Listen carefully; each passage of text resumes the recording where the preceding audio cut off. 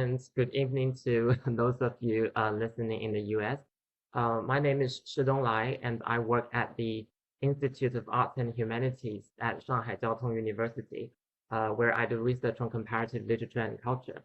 At Shanghai Jiaotong, I'm also hosting the Transnational and Situated Research Seminar Series. And today's talk, as you may have seen from the publicity materials, is the inaugural event. The seminar series features many professors and early career researchers from different countries who will share their insights on transcultural topics in a wide range of disciplines to do with culture. You can find more details about us from the Facebook page or the WeChat public accounts shown behind me here. So we will have a lot more events like this in the coming months and years, I hope. And today we're really thrilled to have Professor David Wang Der-wei with us from Harvard University, and he will deliver the inaugural talk of the series for us. I'm very thankful to the Chinese Literature and Art Review Base at Shanghai Jiaotong University and our Dean at the School of Humanities, Professor Wang Ning, for their generous support for this event.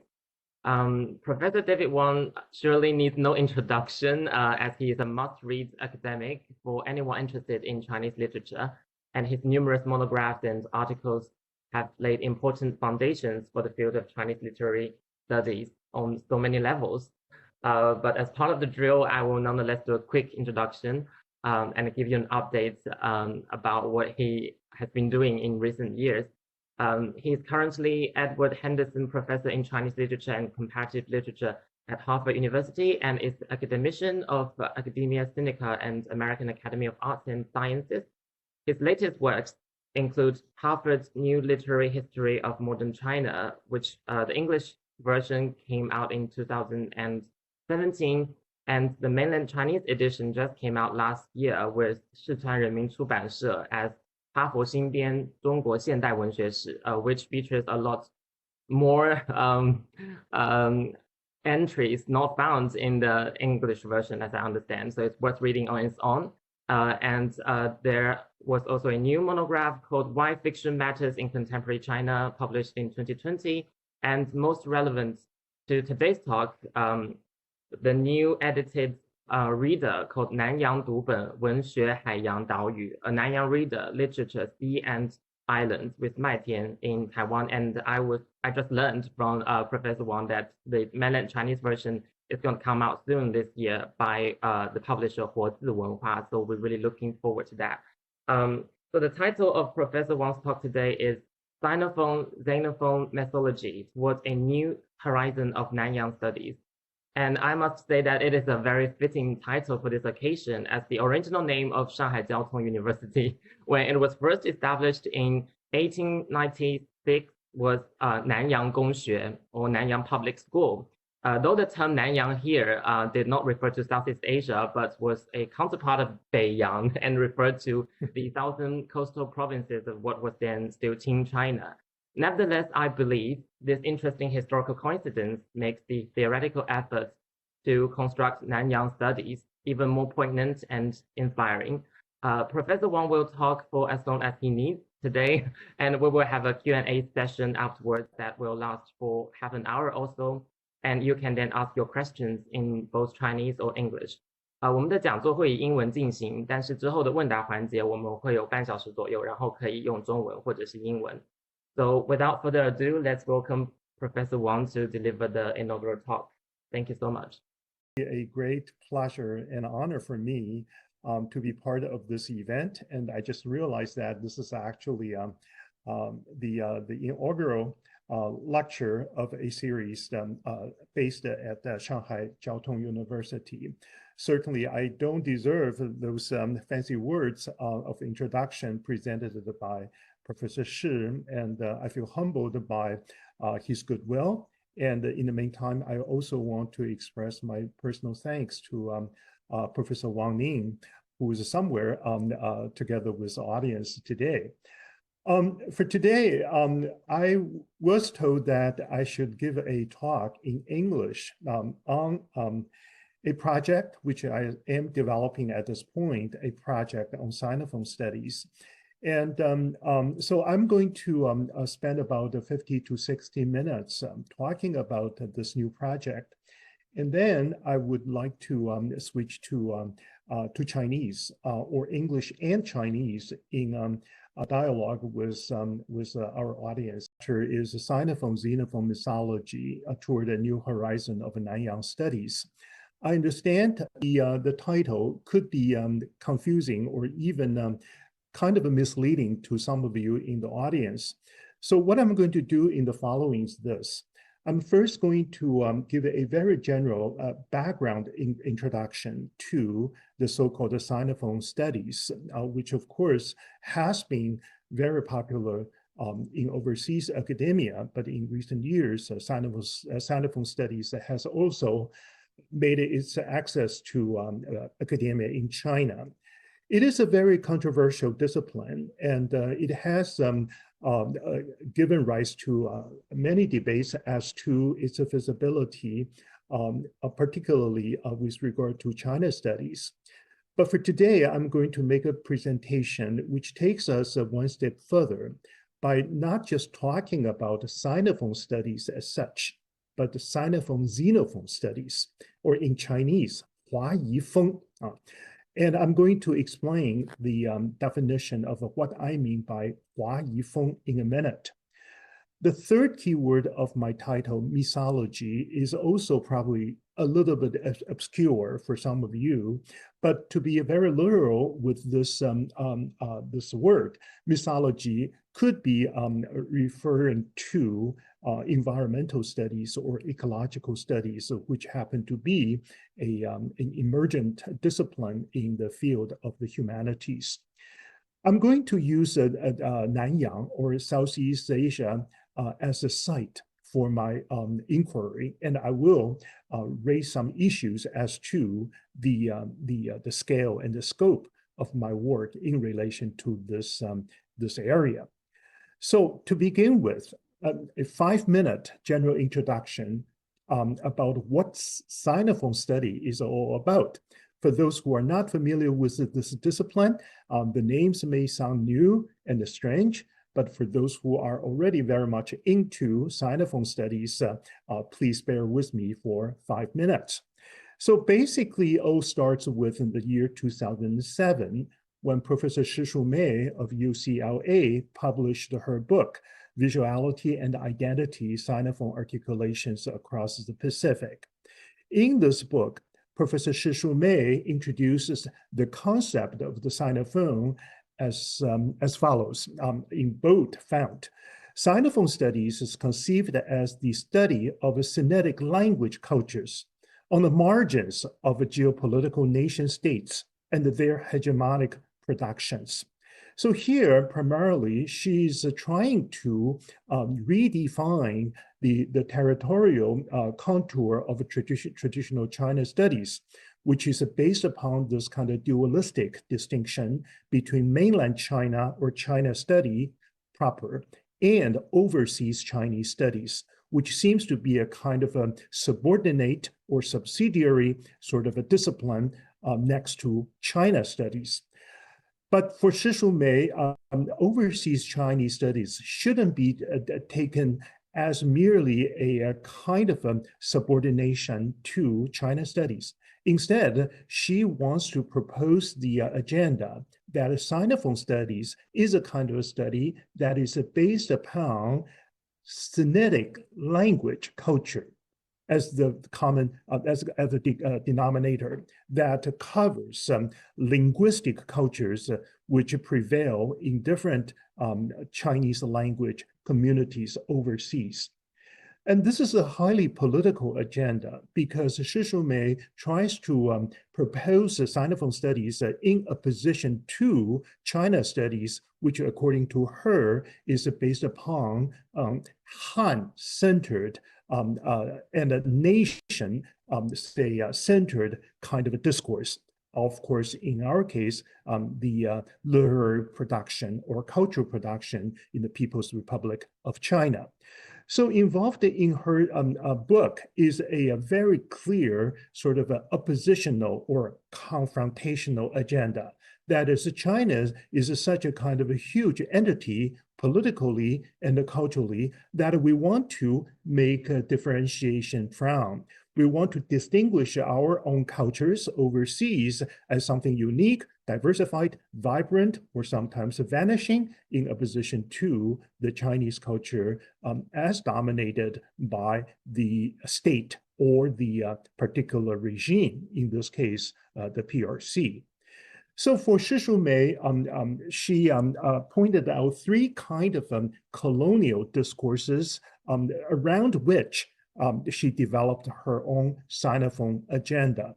That is continental colonialism, second, settler colonialism, and thirdly, against diaspora. In the interest of the time, I'm not going to give you any specific definition or explanation of the three terms. We can talk about them in the session of Q&A.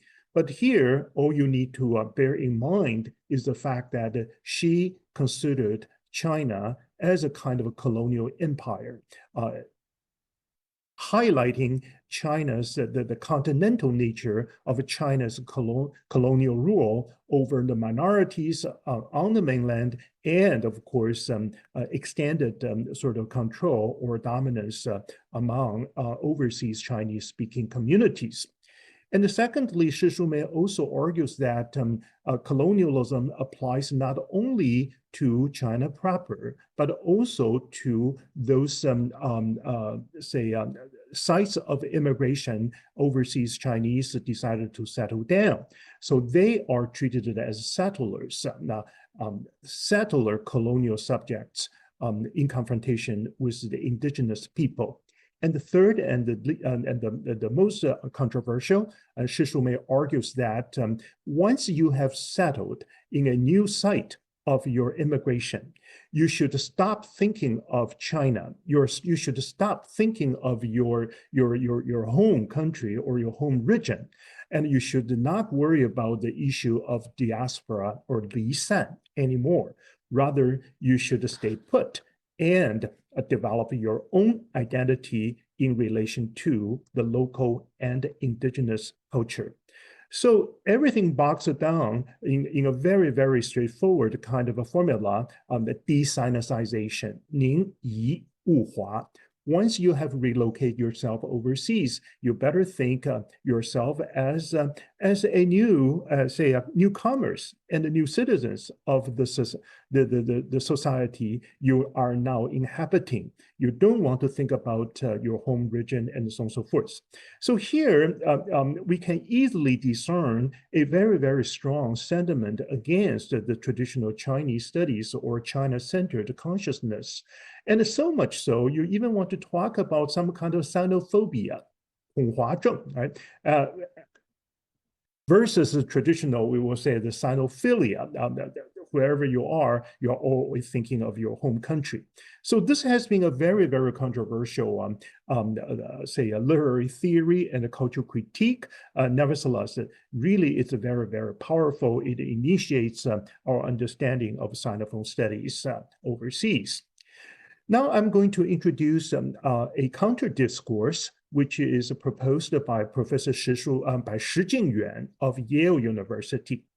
And in her book, Sound and Script in Chinese Diaspora, Professor Shi argues that instead of this clear oppositional or hostile kind of a tactic adopted by Sinophone, researchers and scholars, we actually want to be realistic. We want to look into the divergence, the variety of different Sinophone regions and the communities when they are brought to confront and meet up with the China as that ultimate power from the mainland. So instead of a Sinophone opposition, Professor Shi is arguing for Sinophone governance. That is a much more pragmatic and a diplomatic maneuvering of the resources of the Chinese-ness overseas in such a way as to become a kind of a continued negotiation between China and overseas Chinese-speaking communities. So here we are talking about a different kind of strategy of Sinophone studies, a study that highlights this continued sort of calculation, negotiation, maneuvering of all sorts of resources, either cultural resources or natural and capital resources in relation to the mainland. So these are probably the two trends that have prevailed in academia overseas. But I want to say that both, however argumentative and controversial and sometimes inspiring, both tend to overlook the genuine and the real factor in Sinophone studies. That is none other than China, particularly China either as a political polity or China as a cultural institution and China as a historical process. So I wanted to say that so far, Sinophone studies have overlooked the whole historical dynamics involved in our understanding of what makes of China today.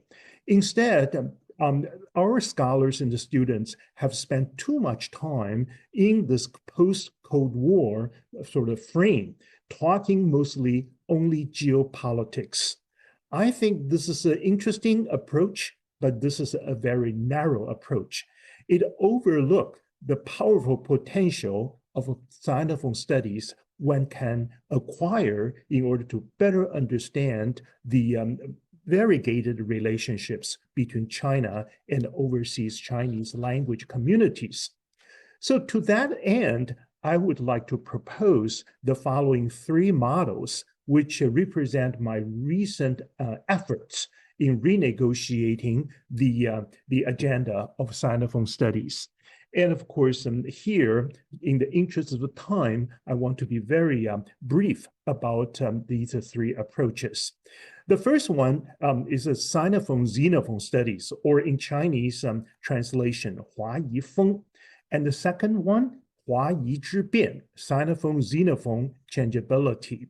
And the third one, which will be the last point of today's lecture, Xenophone Mesology, or 华夷风土. Let me just start with the first one. 华夷风, I think this is relatively easier for us to understand.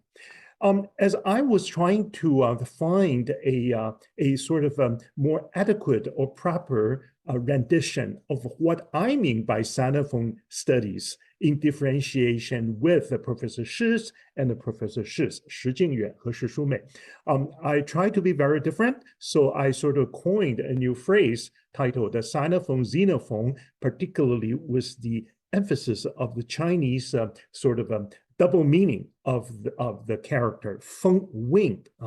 So feng in English pronunciation also could mean phone, P-H-O-N-E, which is sound. So here I'm playing with the multiple implications of the Chinese character feng so as to generate the rich ramifications in our understanding of Sinophone-xenophone sort of interactions. So feng, to begin with, refers to the natural phenomenon of wind, the atmospheric movement in nature. Feng, fengxiang, fengshi, flow and the movement of air. But we all know that by extension, feng also refers to sound, music, writing, and so on and so forth, and particularly literature. 我们都知道《诗经》的国风的风 that feng refers to a sound, a kind of music, kind of rhetorical trope, and particularly literature at large. But then we further expand the scope of our etymological research. We realize that feng refers also to feng chao, feng wu, feng jing, trend, fashion, scenery, and phenomena. And further down, feng can be also understood as a kind of feng jiao, feng su, feng tu, in English, edification, civilization, custom, and the local color. And the last but not least, Feng also takes us to the dimension of personal cultural upbringing, such as demeanor, character, personality, or in Chinese, Feng Fan and Feng Ge.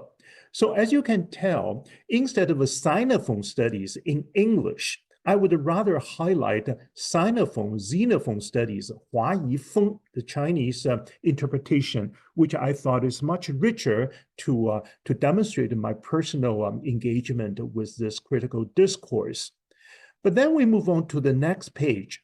I wanted to argue that Feng is that which mobilizes everything, the multitude of things in this world. Feng yi dong, wan wu ye. Wind is that which moves, affects, enacts a multitude of things in the cosmos. So Feng is that agency of making things happen and changing things, and of course, enacting changeability. So with this, the implication of a Feng as that agency of mobility and the movement, I develop a different kind of understanding of the historical view of Chinese Sinophone studies. So instead of just merely saying or talking about Sinophone studies, I want to argue about Sinophone and the Xenophone studies. Xenophone, this is a coinage. This is a new sort of expression coined here to express what we understand in the past in terms of foreigners, barbarians, outsiders, and aliens, or in Chinese expression, 华夷. So instead of merely talking about Sinophone, I now really feel without talking about the Xenophone, we can hardly actually make sense of the Sinophone as such. So here just a map from ancient China, the Zhou dynasty, the mapping of the Zhou dynasty territory. You can tell that hundreds of thousands of years ago, when you're talking about Hua or the region or area of Chinese, quote unquote, Chinese speaking or Chinese language areas, it really focused upon a very sort of a limited geography of traditional or ancient China.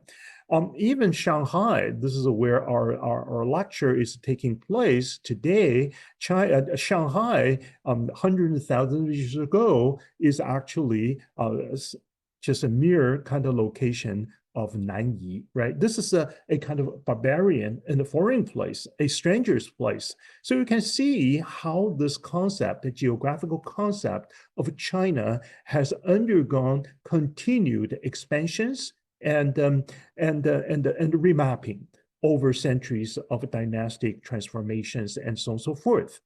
So with this in mind, I want to talk about the Huayi Zhi Bian, right? And here today, I want to argue that this bian is no longer the traditional sort of a bian or distinction or debate or whatever. This bian is a 变化的bian. I want to talk about the Huayi as a kind of historical process, a kind of a cultural negotiation through which the position or positionality of Hua versus the Yi has to undergo continued redefinition and the refinements. So here, 华夷变态, this is of course a set phrase quoted from a Japanese a text, becomes the keyword of my sort of personal engagement with the Sinophone studies. Alter the state of China and the foreign, 华夷变态 is a set phrase first used by two Japanese translators of international trade in the 16th and the 17th century. And they observed the changes and the continuities of what happened in China at the time. We know late 16th century and most part of the 17th century, a very, very chaotic moment in Chinese history, the late Ming and the early Qing moment. So the Japanese observers and the translators took a look at the goings-on on the mainland of China, and they came to realize that things were changing at such a rapid speed, in such a kind of drastic scale, that you can almost talk about the altered state of China in the foreign. And the Japanese now would rather look at themselves as the true interpreters and inheritors of the genuine and authentic tradition of China, which now seems to have been blocked by the encroachment of the Qing, the Manchus, and eventually, of course, by the eventual seizure of the Manchus over the whole mainland China. So at that time, for Hayashi Gakko and Hayashi Hoko, this is a father and son kind of a team of interpreters, international trade interpreters. They came to the point to observe the drastic shakeup of the polity of China and of the cultural establishment of China, and they come to the conclusion that things have changed in such a way that China is no longer China. Similar kind of attitude was taken by Korean intellectuals in the 18th century too. Kim Chung-ho, Jin Zhong-ho, had famously made the observation or the statement that the Ming Zhongguo, the Ming represents the orthodoxy of traditional China. The Manchus were actually treated as barbarians, as foreigners who sort of broke up the chain of the great tradition. And now we are dealing with a barbarian dynasty, which is no longer, quote unquote, China anymore. So again, the Koreans regarded themselves as the true inheritors of a Chinese authenticity and orthodoxy. So involved here are a very, very intriguing argument about what makes of a China, or who is Chinese with quotation marks. Obviously, against the traditional or the commonsensical definition of China as a kind of a culture or a kind of a state or a kind of polity, sort of constitute of consanguinity and ethnicity associated with China, with quotation marks, 中国血缘与种族的中国. And these Koreans and the Japanese thought otherwise. They thought actually cultural edification was actually the key factor that helped define what is China and what is non-China. And therefore, Hua and the Yi now are undergoing a very, very interesting sort of alternation. For those who have possessed or acquired a Chinese civilization, they probably can comfortably call themselves the true, quote unquote, Chinese.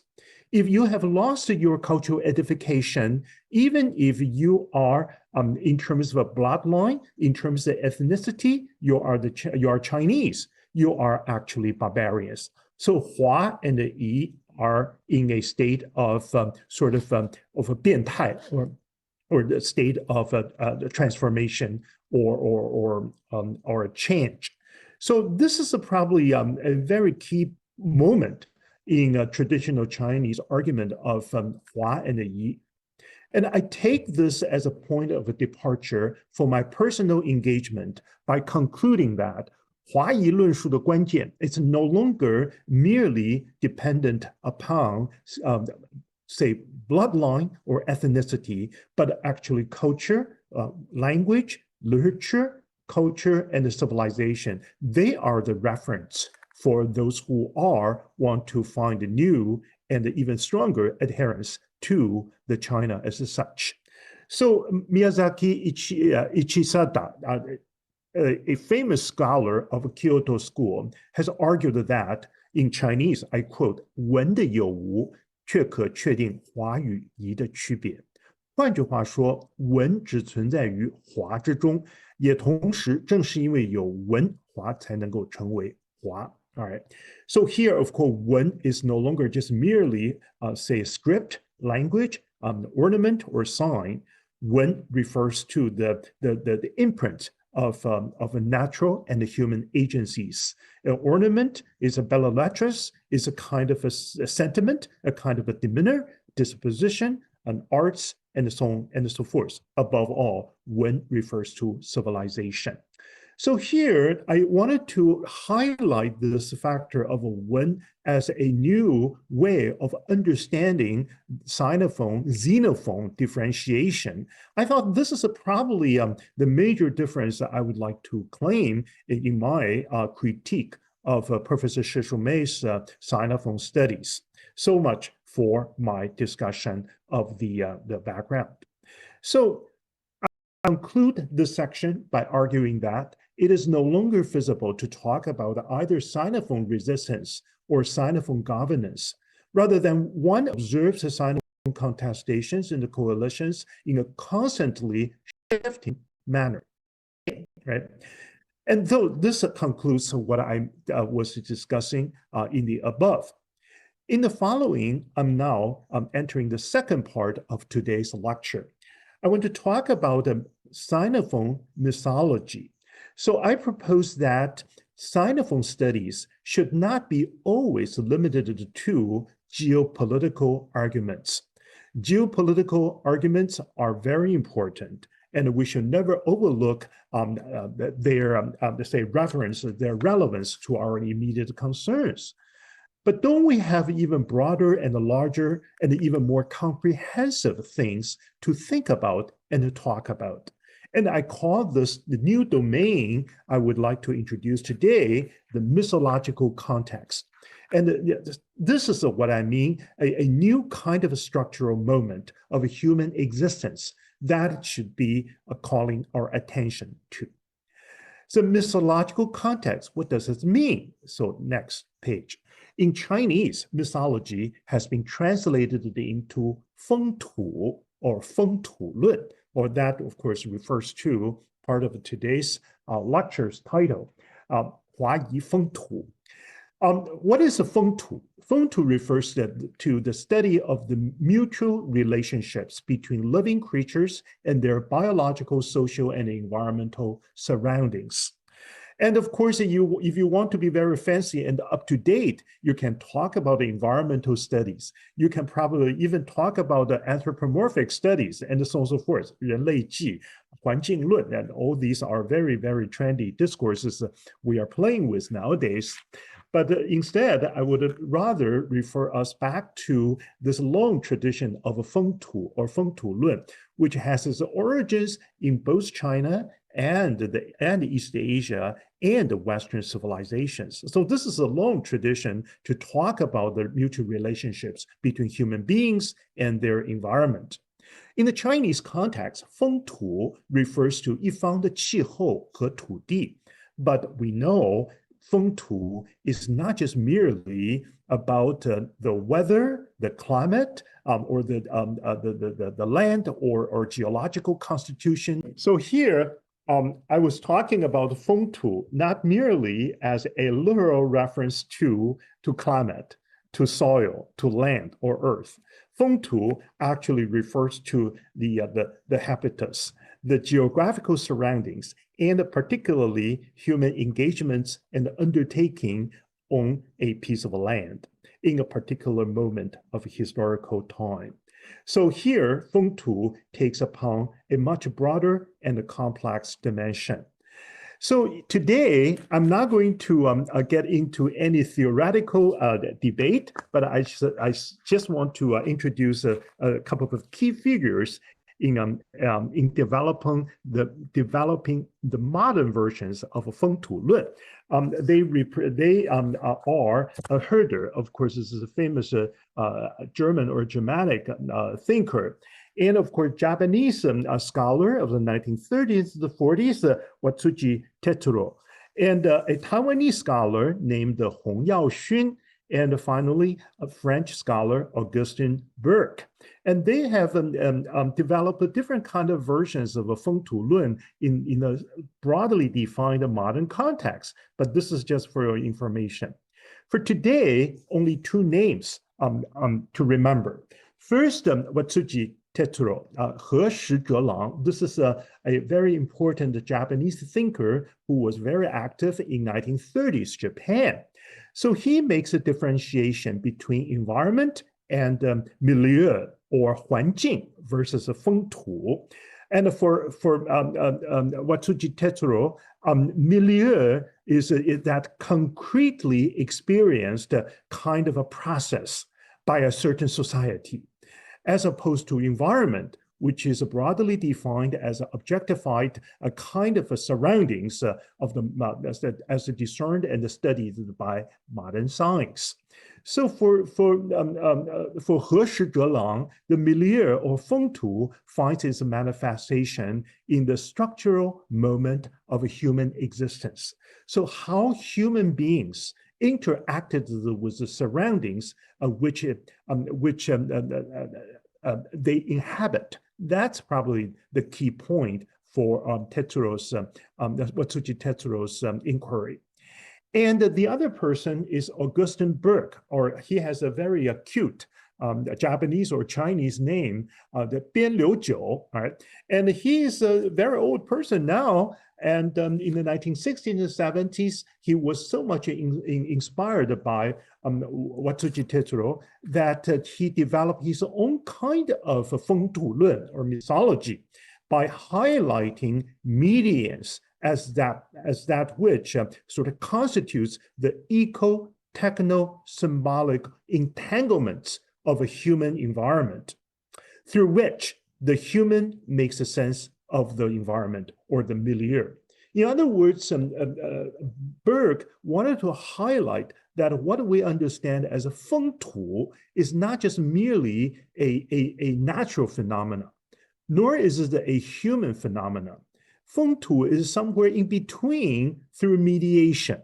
And this mediation takes effect as a result of ecological, technological, and the symbolic engagement or entanglements. So this is really a much more sophisticated understanding of 风土 studies. So medians, this is a key word, all right? And according to Burke, this medians has never ceased to evolve alongside history, always contingently. So here, the part of the history is something we want to highlight, but in the meantime, we pay attention to the issue or the question of a contingency. Things happen and the changes happen in such a way that you can never use any kind of a simplified formula to project or predict whatever may happen. So here, this is a much more sophisticated kind of a sort of elaboration of a 风土论 by highlighting the ecological, the 生态, the technological, 技术, and the symbolic, and the 象征, a different kind of agencies brought together to work out the particular makeup of a certain place, a certain society, and so on and so forth. And I can further my references by bringing up names such as Bachelot, the French philosopher, or the Taiwanese scholar Yang Rubin, and so on and so forth. They all have contributed in one way or another to my understanding of华夷风土.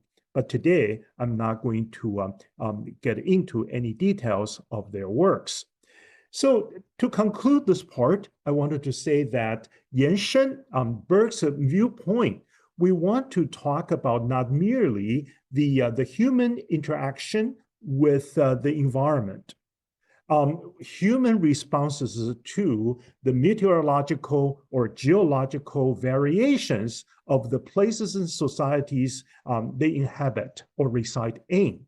But also we want to think about the mythology as a kind of dialogical response to the human-made symbolism, which in my definition is being called mythology, 神话学. So you can see that I'm playing on words. On the one hand, we have a mythology, 风土学. On the other hand, mythology, 神话学. We tend to see 神话学 as a kind of a composition of primitive beliefs or superstitions or whatever kind of fantastic imaginations in response to human conditions. But I wanted to argue that mythology is nothing if not a mythological responses to the natural and the human and even cosmological transformations around all of us as human beings. So how do we bring these two trends of discourses together to formulate a new kind of understanding of the society or the place we chose to live, we chose to call our home? I think that's very important. And when we bring mythology and mythology to Sinophone-xenophone studies, the result is what the title of today's lecture is all about, Sinophone-xenophone Mesology. I wanted to conclude by saying that beyond our immediate concern of geopolitics, that concerns Professor Shushume particularly, I want to start beyond our concerns about and the critique of colonial or post-colonial or imperial and so on and so forth forces in entanglement in contemporary society. We have a larger question to ask. That is, we are all situated in this broadly defined mythological surroundings. And we have even more, challenging factors to work with. And we need to develop a more deeply seated understanding of this eco-techno-symbolic entanglement so as to better describe why Sinophone and the Xenophone can make sense in our experience of life. So this brings us to the last part of today's lecture. That is, when we are talking about Sinophone-xenophone studies or Sinophone-xenophone Mesology, how do we go about making sense of our theory in light of a particular, object of our research? And here I propose that Nanyang or Southeast Asia as a site of our theoretical production. I wanted to argue that Sinophone studies or Sinophone-xenophone studies cannot move forward without engaging first and foremost with Nanyang or Sinophone Southeast Asia. 就是中国和南洋的关系，我觉得特别重要。Not only because Sinophone Southeast Asia, Nanyang, boasts the largest Chinese-speaking population outside of the mainland. Now, as of 2019, 34 million, inhabitants of Chinese descent are living and thriving in this region. 3,400万人在这里. But also because Sinophone Nanyang encapsulates almost all issues that concern Sinophone studies. This is a very complex region geographically and culturally and linguistically and so on and so forth. So we want to keep in mind that Chinese immigrants and Chinese settlers or settlers of Chinese descent only constitute a very minor portion of the large, very large population. More than 600 million people living and moving around in this area. So how do we situate the Sinophone-xenophone studies in this region? That is the concern of my current project. And I want to use this as a reference to other areas of Sinophone-xenophone sort of productions. So here, I want to say the wind, soil, and the water, these are all mythological agents, are invoked here in my Nanyang studies, not just because they are the natural agents that shape the unique geographical contour of Southeast Asia, but also because they constitute the symbolic repository that give rises to Sinophone Nanyang. This is the symbolic dimension or the dimension of the semiotic dimension. That is something that concerns me too. In Chinese etymology, 在中文的这个字源学里 wind refers both to atmospheric phenomenon and literary articulation. as I have already suggested. Likewise, soil, 土, takes one from the mineral association of earth to the ethnographical association of habitus. Water suggests as much the aquatic zone of the world as the fluid force of human propensity. So when we talk about 风土, it is always already a very complex and kind of sort of rich sort of expression, full of symbolic ramifications. So how these notions play out in Sinophone's Southeast Asia, as opposed to the matrix of the imprint of a specific moment, points to the mediance. This is a Burke's methodology of the mediance of a Sinophone studies. So below, I'm going just to go easy with the examples. And I wanted to give you some suggestions. When we talk about 风土, what does 风土 mean to you? Or by association, what does 水土 mean? Say somebody feels 水土不服 once being relocated to a new place. And it just 水土 here means water in the soil, or means your physical constitution, your health condition, or your changed sort of habitus, and so on and so forth. This is a really very rich expression. To say nothing of 风水, we Chinese like to talk about the geomancy or the 风水怎么样. So here, all these sort of naturally sort of invoked sort of phenomena, 风土水, and so on and so forth, takes upon multiple meanings in association with our values, beliefs, and of course, the lived conditions of a particular space and time. So in Nanyang, we call it Nanyang 风下之地, the land under the winds, referring to, of course, the monsoon, 贸易风, that really was the major form of the agency mobilizing the trade, maritime trade in this area, or South Seas, Nanyang, right? And all these terms are very, very rich expression of Chinese immigrants' understanding of the new place when they first came over. So when we talk about 风土, first let me just give you one shot of its geological reference. The earliest sort of a 风土记regarded to Nanyang was actually penned by Zhou Daguan. Right? He actually is a Han Chinese, 温州人, right? And somehow he was sort of serving under the Yuan court, and he took a diplomatic mission to Cambodia in the 13th century. And the result was a wonderful sort of a kind of sketch, or a kind of report of the customs of the local colors of Cambodia of the 13th century.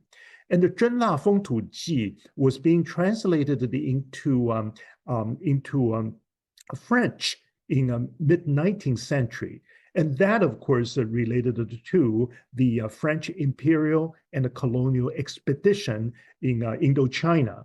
And that, of course, resulted in the discovery of Angkor Wat. All right, 吴哥窟是因为这个重新发现了真腊风土记的这样的一个过程，在19世纪法国的探险者才真正的重新看到了13世纪之后的这个 Cambodia 的各种各样的建筑跟它的文化的遗迹。And for our concern for today, I want to continue this tradition of a kind of literary account of 风土, a literary inscription of the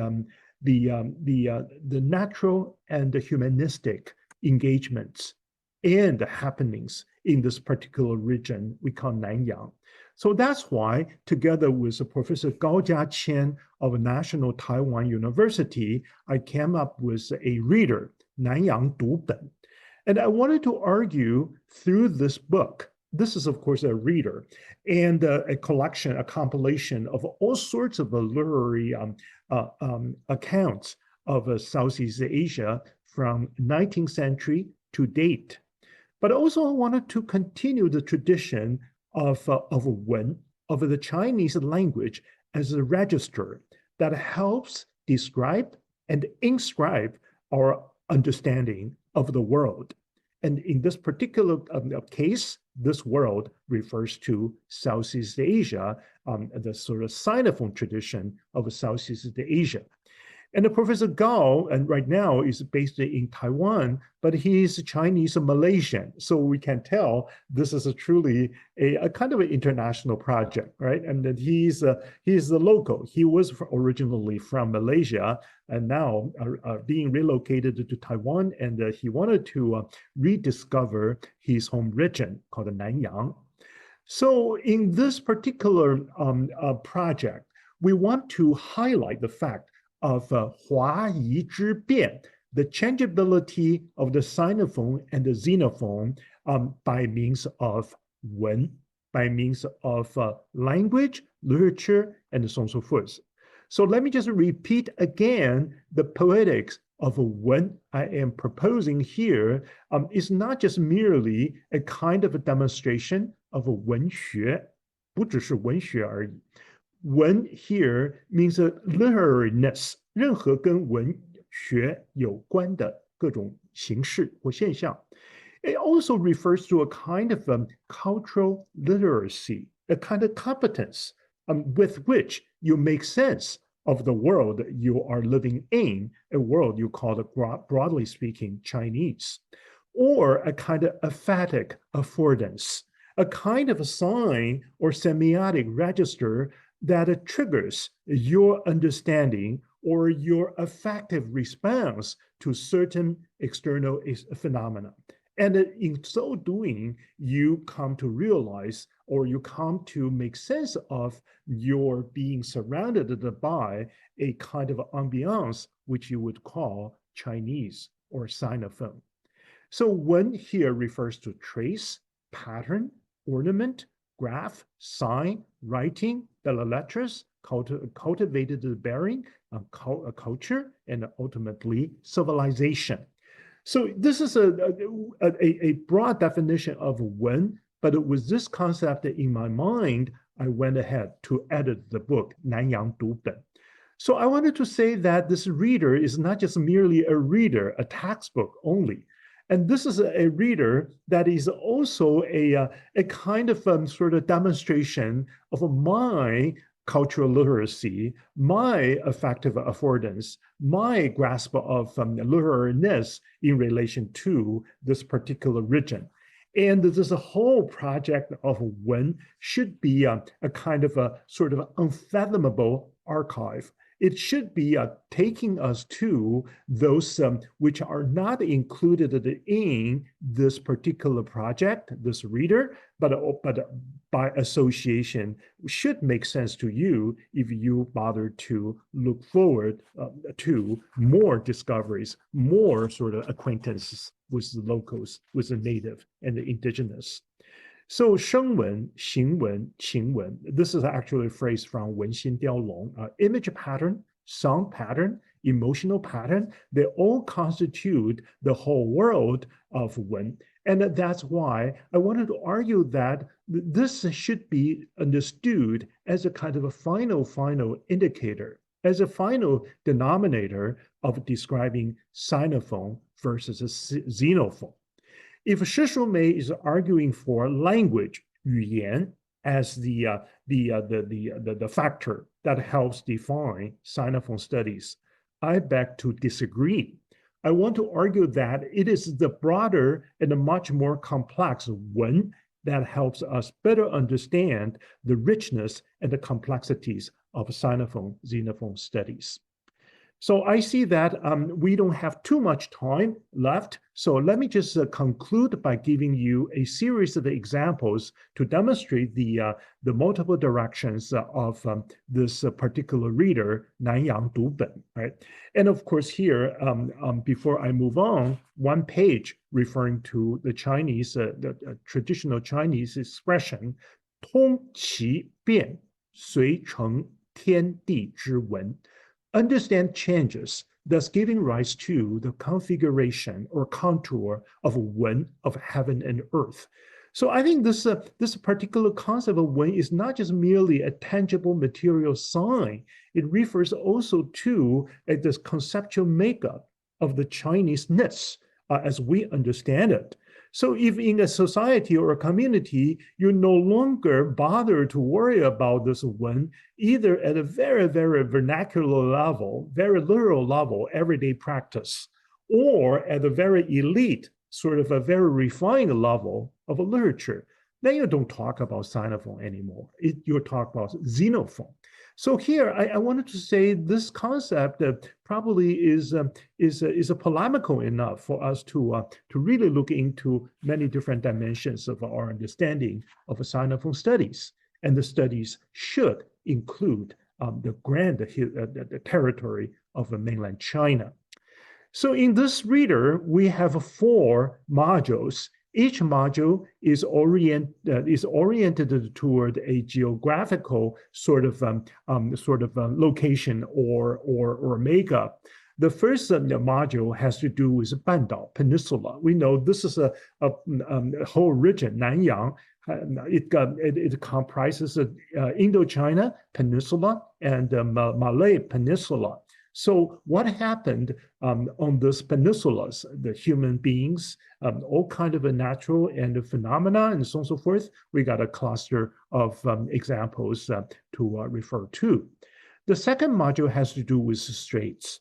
And these are the channels in the sea that helps sort of direct the maritime travel and transplantation, and of course, transformation. So we have multiple straits in this region.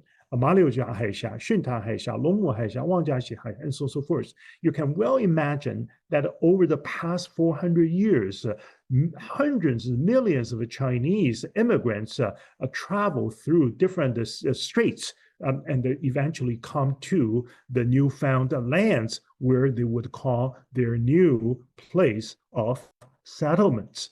A lot of stories, a lot of poetry, a lot of recounts have been made and inscribed to really witness the historical dynamics of Chinese sort of movements by means of the straits.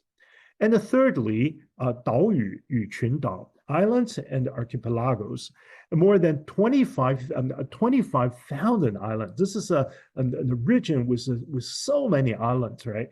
And comprising many smaller archipelagos. So this is really a very complex geographical area. Singapore, Indonesia, East Malaysia, Brunei, And so all these can be sites in which interesting literary undertaking take place.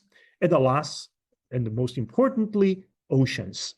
And this is a space with multiple seas and oceans. Java Sea, Celebes Seas, Sulu Seas, Banda Seas, South China Sea, and the South Pacific Ocean, and so forth. So with these natural surroundings, I now introduce writers who have either come to this area or they were born in this area, eventually move out to pursue some other goals of life.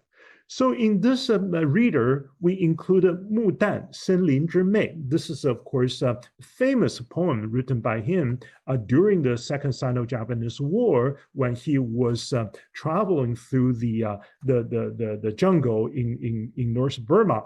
Jin Zhimang, this is a Chinese communist who sort of was very active in 1950s in Malay Peninsula. Zhang Guixing, who was born in Borneo, eventually relocated to Taiwan, and one of the most important Chinese and Sinophone writers at this point. And finally, Wu Mingyi, a Taiwanese-born writer who nevertheless wrote about the goings-on in this region of Sinophone, Southeast Asia. And also, we look at these locals, Wang Xiaoping, Wei Beihua, Bai Yao, He Jin, He Ying, and so on and so forth. Probably you are not familiar with these names, but Wang Xiaoping, just give you a note. The characters in red he turned out to be a young patriotic youth, a Singaporean. In 1940, he embarked on a ship going to China to join the war. And he eventually got married, and his daughter actually is the famous woman writer Wang Anyi. Wang Anyi 的父亲 Wang Xiaoping came from this region. Otherwise, He Ying on the writer on the right side of the screen, and he was actually the youngest member of Shanghai neo-sensationalism in the 1930s.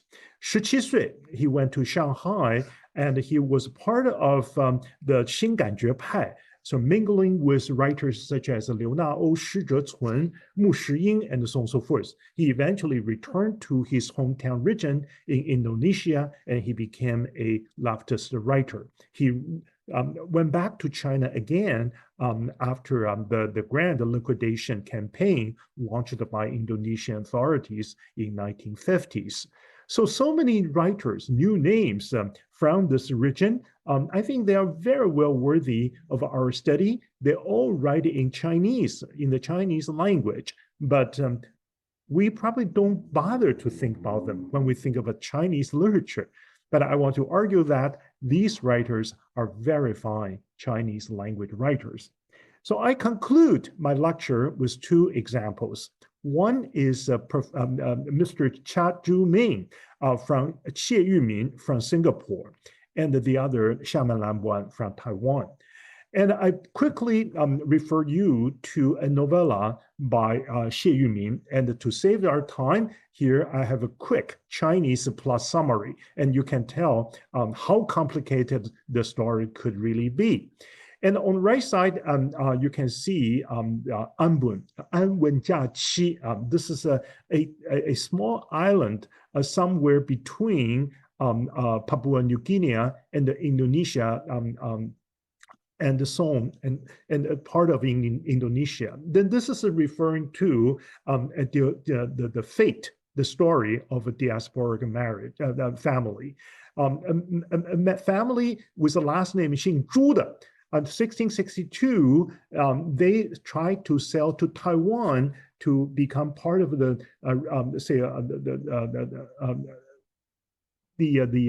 affiliation of Kaxinga, but somehow typhoon.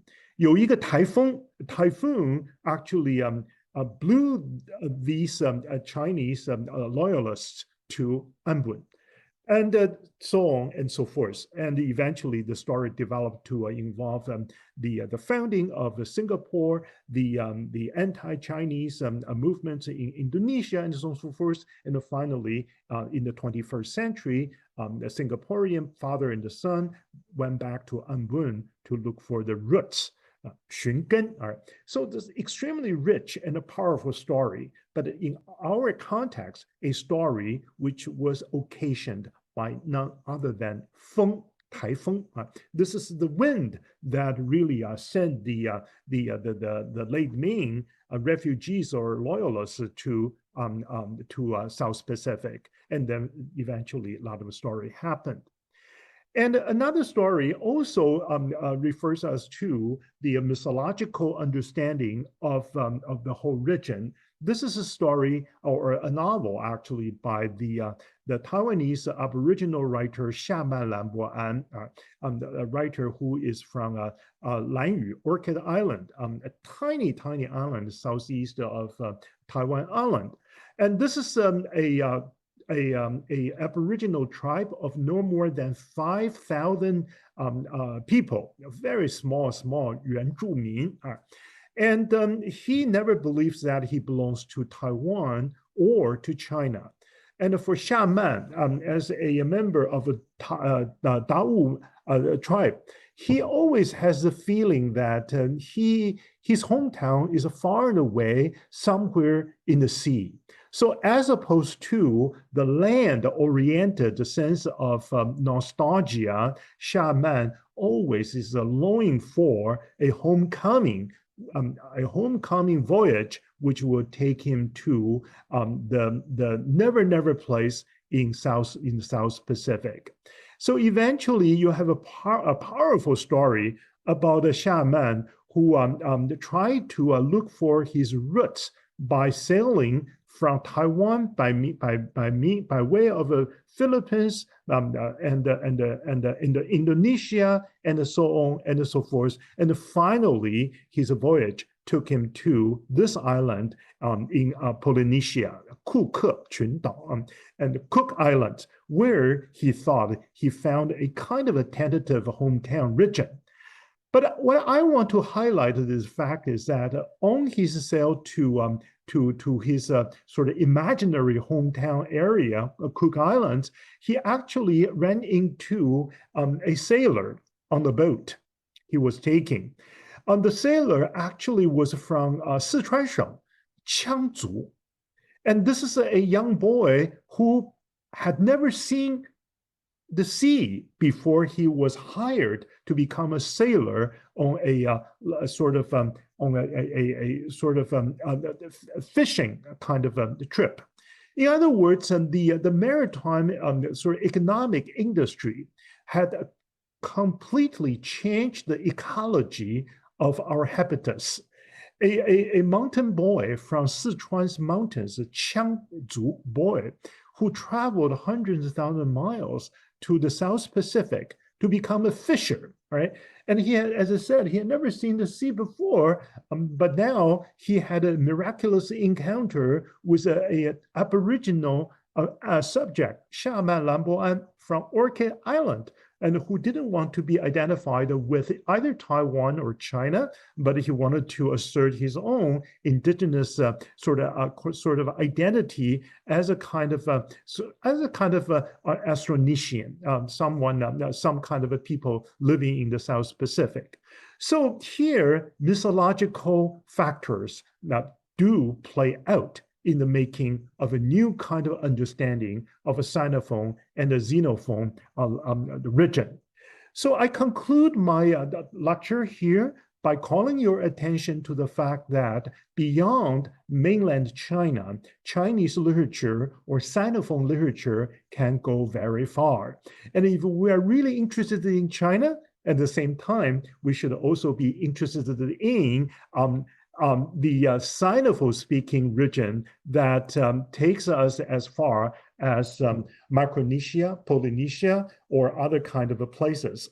So to conclude, I would really like to encourage our listeners to pay more attention to Chinese language communities beyond mainland China, and the Sinophone and the Xenophone sensibilities that actually really will inactivate our imagination of China anew. Thank you very much. Thank you so much, Professor Wang, for this very insightful and inspiring talk. So now we will enter the Q&A session. It will last for around half an hour, and we can do the questions in Chinese or English. And you can use either the raise hand function to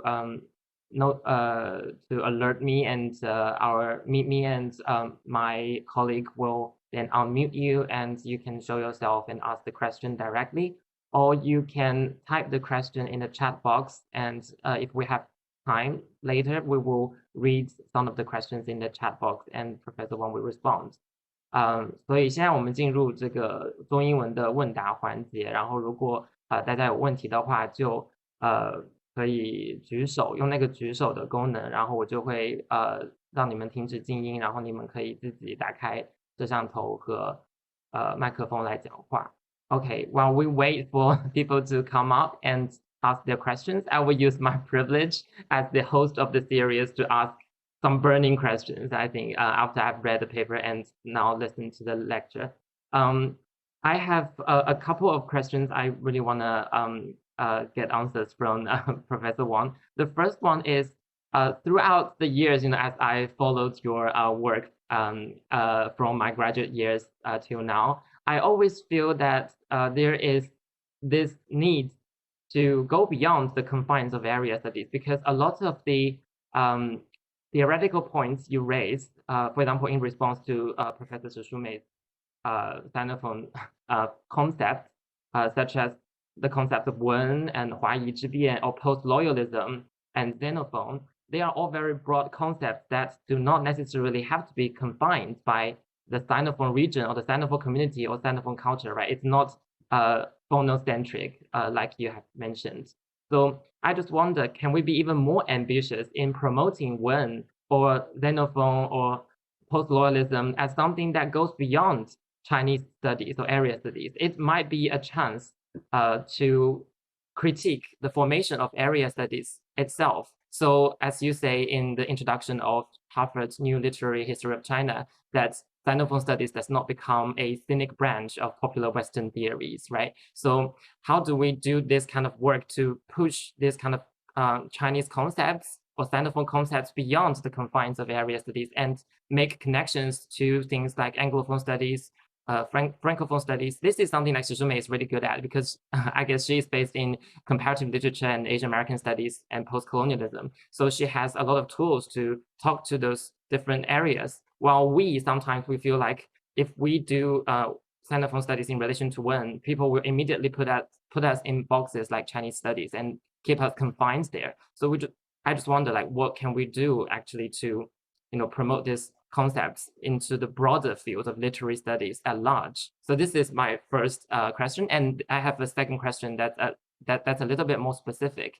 So in my own study of Nanyang literature in relation to Sinophone literature, as I've mentioned in the article I published, I do notice that there has been a trend of so-called 马华在台 or 在台马华文学, which means Chinese Malaysian literature published or produced in Taiwan. And somehow throughout the years, the literary texts picked up by Sinophone studies in the US especially tend to come from Taiwan or be published in Taiwan, circulated in Taiwan.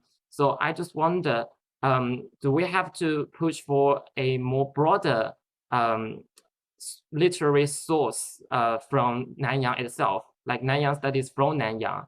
And how do we break away from maybe a little bit Taiwan centrism in our efforts to source our texts to form this new Nanyang studies? And I think your Nanyang Duben is a great effort in this regard. But also I've been wondering, why, for example, as a mainland Chinese scholar studying in the West, as I was before, all the texts I read, especially in English, available in English, they all came from publishers in Taiwan. And why can't I access more texts directly published in Nanyang? Is there some problem with publishing procedures in Nanyang itself for Sinophone texts? And I've discussed this question with Yanis as well, because he is a writer, but again, he writes about Singapore, but publishes in Taiwan. So I just wonder, this is a very interesting phenomenon, how Taiwan became this publishing center and also a center of anthologizing, a center of consecration, center of recognition in this whole process of Sinophone studies. So if we want to truly democratize Sinophone studies in the future in relation to Nanyang, what more can we do to, really get more diverse sources? Right. These are my thank you very much. Thank you. These are definitely thorny questions, and I'm not sure if I can offer a full-fledged answer to your concerns. But first of all, your first question about this whole theoretical thrust of the concept of Wen, which I've been trying to promote for a couple of years now, particularly in Western academia. And you asked a very tough question as to how do we engage with our colleagues, say from various language departments, particularly European, say language-centered departments, the valence of Chinese discourse. My immediate response is that you just have to do it.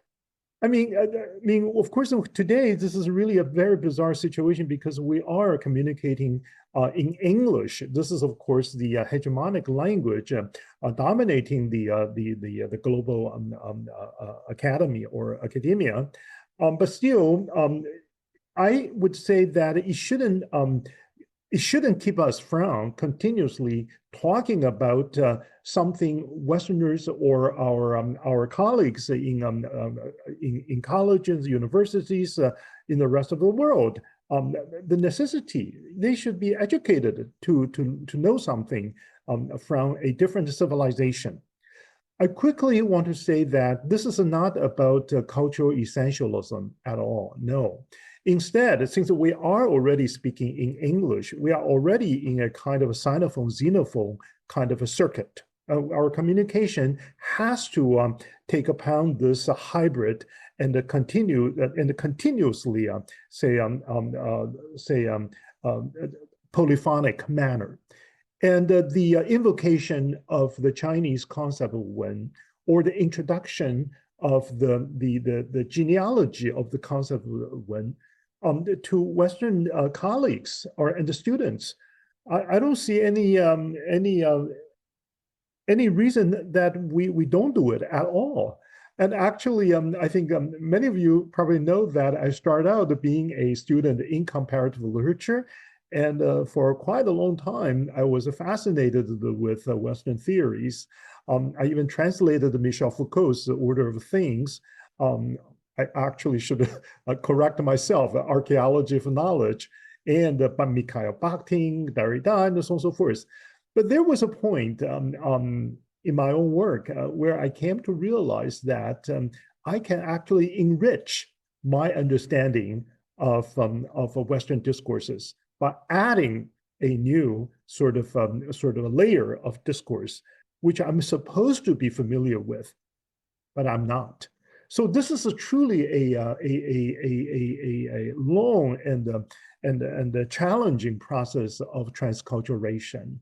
And so I think to talk about Wen so extensively in recent years represents my personal, only the first step of my personal engagement with a kind of a sort of comparative literary discourse I'm truly engaged in. Secondly, let me just talk about Taiwan's position in relation to Sinophone literary and cultural productions. I think on the one hand, we cannot deny the fact that Taiwan does enjoy some privilege in terms of the wholesome educational system, the whole system of facilitating cultural industry and so on and so forth. But as you nicely pointed out, Taiwan shouldn't be the only place to host the whole variety of Sinophone writings and productions in whatever sense. Taiwan could serve as a hub, but not as a destination. That probably would be my point. And Nanyang Dupen, or this Southeast reader, represents a very humble effort to really open up our knowledge of literary exercise one can find all over Southeast Asia. But still, the bottom line is that this reader was being produced in Taiwan and published in Taiwan. And now it's going to be published in the PRC, probably in 5 to 6 months. And I again, very realistically, I recognize the circumstances in various communities and regions in Southeast Asia. But someone has got to do it, right, to begin with, and in collaboration with the locals, and to keep calling everyone's attention to the vitality and the varieties of a different kind of literary, manifestations. So in a way, we appreciate the fact that Taiwan is playing some kind of sort of function, right, in truly making things happen or facilitating the dialogue between all these Sinophone-speaking communities. But we have a long way to go, and we have no way to become a kind of intervener, or to become a director, or whatever kind of leading forces in making do with whatever was happening in the local area. So this is a long and a complicated story to think about. So, but the bottom line is that we will never project any kind of inevitabilities. For example, Professor Shishu may want to say that why bother to promote Chinese language cultures in Southeast Asia? Chinese Indonesians should speak only Indonesians. Chinese Malays should speak only Malays, and so on and so forth. I think that's a simplified. That's oversimplified, right? So in that sense, Taiwan is playing a proactive role in furthering our engagements with the local, cultural productions. Thank you. Great. Thank you for your answers. Really inspiring. And now I guess I got my answer, so I will move on to letting other audiences speak. So we have Li Ziyang, I believe, a friend from UCSD, and yes, he will be unmuted, and you can ask your question directly. 谢谢 Flair 施老师，谢谢王老师，谢谢你的讲座。我觉得您说的有一点我是非常同意，就是 it's no longer feasible to only talk about like Sinophone governance， 因为我们在谈论这个 Sinophone 的时候，很多时候我们都会把这个问题就是最后都是归结于这个地缘政治嘛。不管这个人怎么在跨区域活动，他最后都是被建构的，都是在哪个地区活动，然后被某个地区影响，然后这是一个我觉得是一个非常矛盾的，就是一个 place-based transnationalism， 就听起来好像是跨地区，但是实际上还是基于地区的这个分野。然后您提出的这个 Mesology， 我的疑问就是就是这个是不是还是一个 structural？ 因为您提到您援引的那句话是 the structural moment of human existence， 好像是一切都是被 structured， 被这个 construct， 这是一个是不是算不算一种 constructivism？ 那么我们一直在追求说我们要考虑那些所谓的个体啊、个体状况啊、边缘群体等等等等，但是我们是不是有一种 overarching 的这种预设，就是一切都是被建构的，一切都是被大环境所联系的？那么在这个大前提下，所有个体的这些东西其实没有那么重要，就是没有那么多人会去关心，这是我的问题。谢谢。是的，非常非常谢谢。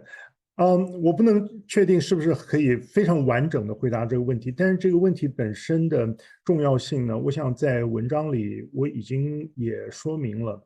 我觉得在目前的 Sinophone Studies 里面呢，对于这个地缘政治过分的偏重，那么尽管是在不断的强调尊重每一个地方的它的特别的这个风土现象，或者是这个人群活动的这样的一个动因或者是素质，但是基本上呢，你可以看得出来，在目前的华语语系研究呢，基本是地缘政治、地理政治，所以您刚才讲的是对的。那么在我所讨论的这个 Mesology 这个风土的这个整个的这样的一个新的一种尝试里面呢，我们不能排除这个所谓的 area studies 或是 place-based studies 的它介入的一个必要的因素。那么尤其是人作为一个在一个群体或者在人群之间活动的一个分子，也不可能刻意的强调无限上纲的特殊性或是独自性。但是您刚才讲的这个地方，恰恰就是我觉得 Mesology 跟 mythology 有意义的地方，因为过去一再的去强调这个以殖民跟后殖民主义还有帝国批判为准的这种所谓华语语系或者是华夷的风土研究的过程里呢，你其实忽略了很多这个所谓 place-based 的这个 specificities。那么性别要不要来考虑？阶级要不要考虑？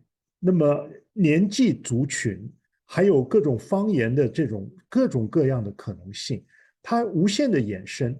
所以在这个意义上呢，我觉得过去所讨论的这个华语语系研究的模式或框架呢，就很难再回应这些比较细致的问题，也就是您刚才所特别关心的这个问题。我觉得风土研究呢，尤其是这个，我们今天没有时间多讨论这个 Burke 边流九，那么他的研究里呢，特别就强调了这个在这个 structural moment 里面呢，其实有太多的时候是有这个 contingency 的问题。就是突发偶然的问题，有这个 porosity 的问题 ，porous 有太多的缝隙跟孔道呢，它必须去 address， 就是不是那样的一个铁板一块的这么一个现象，或者是一个地缘的形式，有太多的人的参与之后和这个自然的运作中的这个 contingent porous 这样的一种 factors， 还有最重要的，在长的时间的酝酿里面所形成的 cumulative。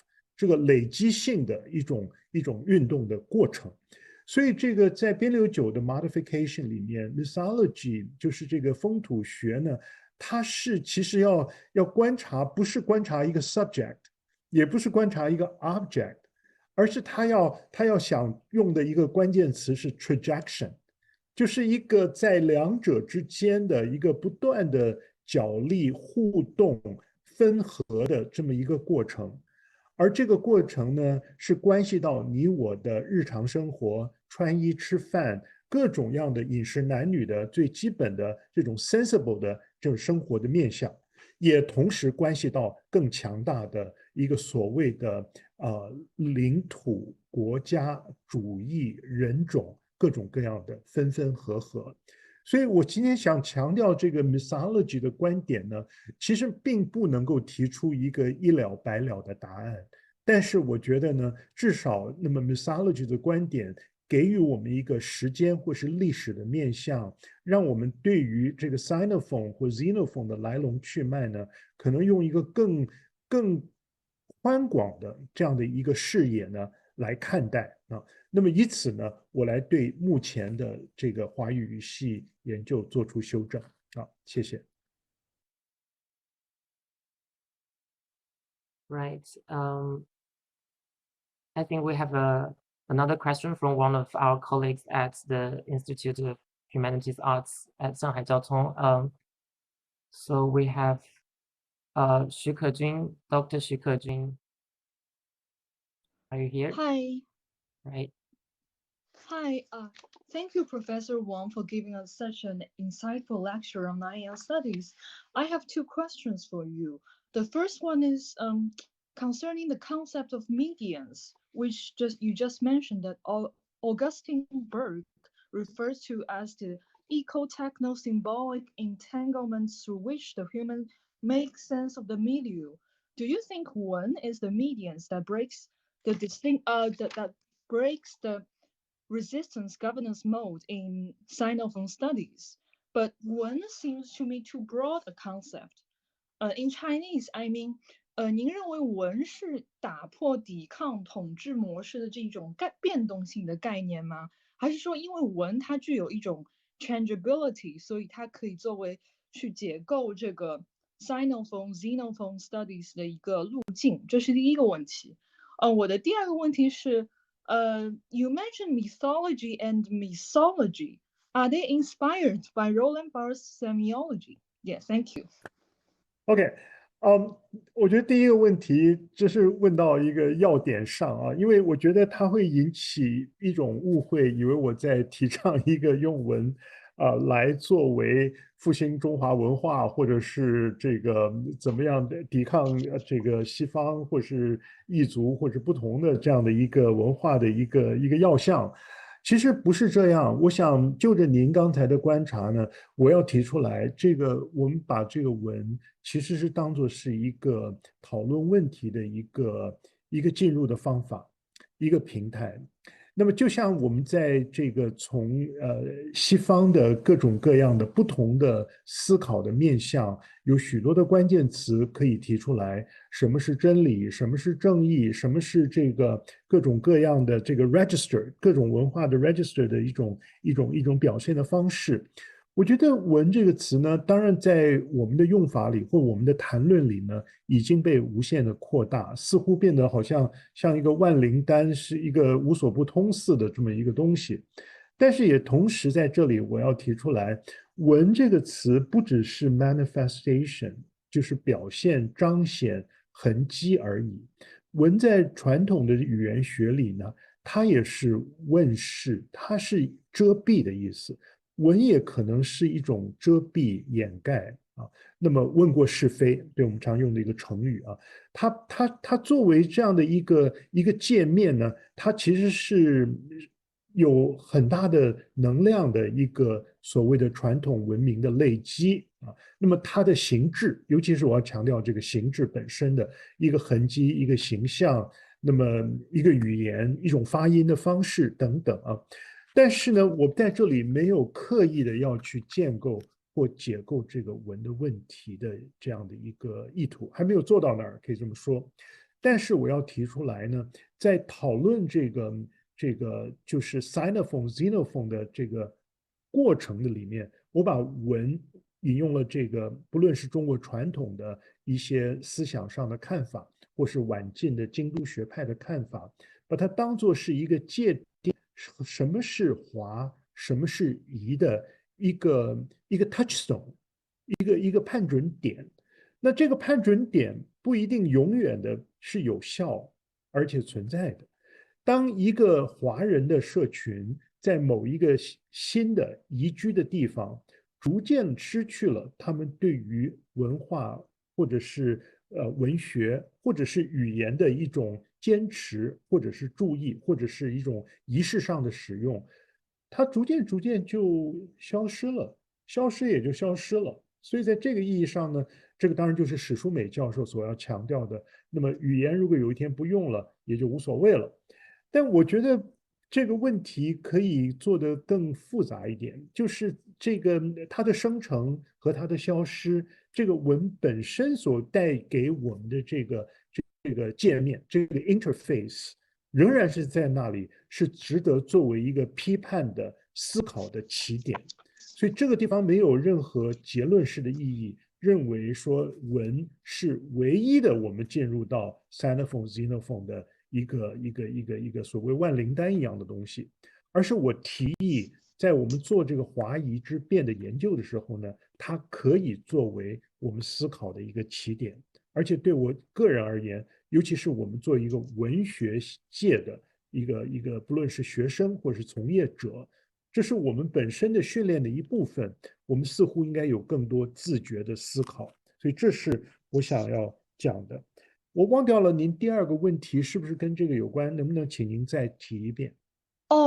我的第二个问题是因为您谈到那个 mythology 和 mythology 的那个两个概念嘛，然后我就想，因为如果说 mythology 对应的是神话学，也就是之前说的一个叫 symbolic 的概念，那的维度，那 mythology 就更多是指 eco-techno perspective。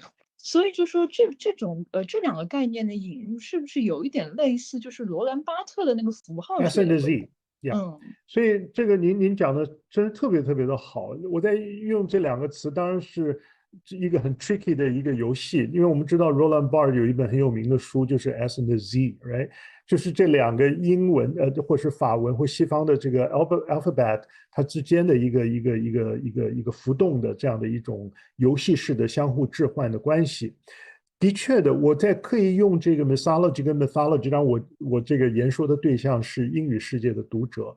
我希望提出来，就是说，一方面像您刚才所说的，这个 Mesology 呢，似乎是指的一个物质性的环境生态，而 mythology 呢，指的是一种象征性的、一种人为的一种言说或这个想象的建构。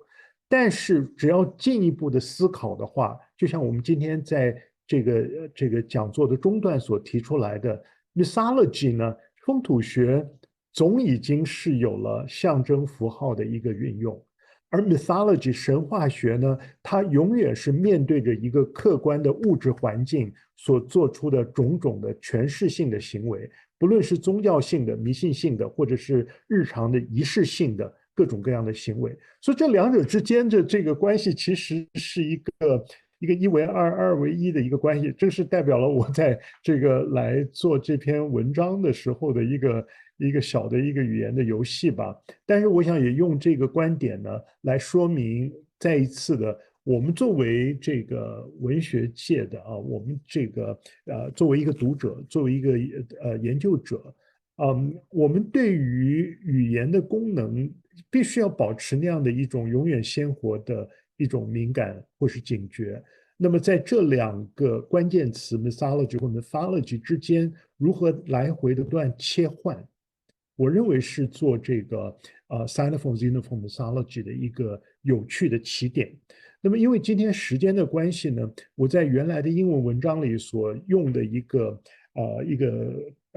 例子，我没有说明啊，这是关于这个南洋所崇拜的一个地方的一个神，叫做大伯公的这么一个神的来源性的争执啊。那么这个关于这个故事的关于这个大伯公这个信仰崇拜的来源呢，它其实是有非常因为这个客观的这个所谓的自然气象，一个暴风又把一条船吹到了这个槟城，那么形成了一个新的一个移民的这么一个聚落，然后呢有了这样的一个崇拜的这个宗教式的行为。或者是当地的土著，那么沿用了他们对于中国这个所谓故土的一个历史这个渊源的想象，把它追溯到3000、4000年以前一个来源，或者是干脆就是一个原来中国土地上的一个土地公，现在居然连土地公也可以连根拔起，来到了一个新的地方。所以这里面呢，你是说它是一种风土的一种表现 mythology， 但这个 mythology 里面呢，永远它的神话的成分呢，似乎代表了我们知识生产上的，不论是民间的或者是学养方面的知识生产的一种因应的方法。所以这两个词在这里的运用呢，也就代表了我们从文学的观点、文学批评的观点的一次游戏吧。好，谢谢。谢谢王老师。谢谢。好的，下面我们有Dr. 蒋灵山 from Duke University. Please ask your questions. 谢谢施老师，也非常感谢王老师。就是我听过了不同版本的这个讲座，然后每次我都觉得会有新的收获，然后又有新的东西加入。然后我也是跟前一位提问者的问题很相似，就是我也对这个就是神话跟风土这两者的关系与区别非常有兴趣，因为你有提到就是张贵兴的侯碑，我觉得在看侯碑的时候，其实所谓的华或者是夷，或者是他的那个国族的边界也好，或者甚至是民族的边界也好，其实是有些模糊的，因为几代人的这种交织，然后里面又混杂着很多不可知的，或者说一些更好像是那种神鬼的东西，但是这些神鬼又不是我们在所谓汉文化下去感受的那种神鬼。然后我就想到一个很有趣的对比，可能是李子书的最近的流俗地里面也是有这些神鬼，但是因为里面的神鬼我觉得更带着一种华人文化下的神鬼，那个住在那个楼里面的那个鬼的那种文化，好像是我们更熟悉的一种鬼的文化。所以我就在想说，如果在这个层面上，到底风土是什么，神话又是什么？他们两个之间到底是一个怎么联系在一起？就是不是从那么理论的高度，但是可能是从更具体的一些例子来说的话，会是怎样的？谢谢老师。这个问题好有趣，这个给了我一个很好的一个机会，再回答您的问题以及刚才的蔡教授的问题啊。就是首先这个你讲到张贵兴跟李子书啊，那么一位是男作家，一位女作家，我们就讲到刚才我们对这个 Sinophone-xenophone 里面各种不同的这个身份的这个认知啊，还有判别，那么不应该只是永远局限在你是不是中国人这个事情上。这是一个男性的作家，这是一个女性的作家，还有这个李子书所来自的这个流俗地的这样的一个背景是怡保。在马来西亚的北部，那个是19世纪锡矿曾经垄断整个世界生产的时候，一个非常非常重要的一个华人的生产的这个所谓的这个营生的地方。那么这个地方当然又牵涉到这个所谓的 extractive 的问题了，就是这种自然的资源怎么样在不同的这样的背景的这个掠夺者，这里也包括了华人的这种开采者，还有殖民的这样的一个整个形成的全球的资本网络里面所形成的这样的一个环境。而当李子书的流俗地展开的时候呢，习都已经没落了。而华人在这里面呢，成为了一个有能量的呢，都已经到南部去讨生活了，而这个怡保已经变成了一个过气的一个华人聚居的地方了。而所发生的你所谓的鬼怪的这个场地呢，它是在这个公寓大楼里面，在各种不同的组屋里面，所以这些就是我们在考虑所谓的风土研究的时候，你必须去注意到这种 concrete surroundings 所给予我们的物质世界的感受，还有它所代表的一个后面的一个历史的一个因缘啊。那么相对于此呢，我们知道张瑞兴呢来自于 Borneo 婆罗洲，他是萨尔瓦克是吧？这个沙拉越的这个居民。那么对不起，他的这个家庭是来自于沙拉越的居民。那么他所营造的这样的一个丛林的环境呢，一方面也许是这个 Borneo 婆罗洲的这个自然环境的反应呢，另外一方面也未尝不代表了他所要怎么讲 cater to 的这个读者的对于沙拉越的想象。我们不就是等着看马来西亚或者是婆罗洲的作家再多写几次的这些神啊、鬼啊、雨林啦、猴碑啦、群像啦等等？所以这里面有一个很奇怪的共谋的关系，对不对？所以在这里呢，我不觉得张卫星是一个 innocent writer， 他在一个很有趣的这个生产环境里呢，写出了家乡的真实的面貌，也写出了家乡对于外人所认为理当如此的一种面貌。所以这个地方就牵涉到我们的这个 mythology， 就神话学怎么定义。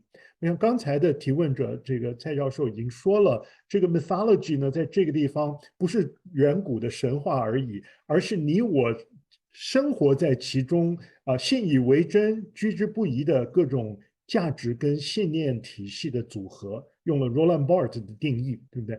所以在这个地方呢，这个两个作家各有他营造不同 quote unquote 的神话的一个动机，而这个动机如果连锁到这个地缘以及整个的这个社会文化背景上呢，我们还是有很多的故事可以说的。所以我相信这个 Mesology Studies 呢，在这个意义上就给予我们特别丰富的面向。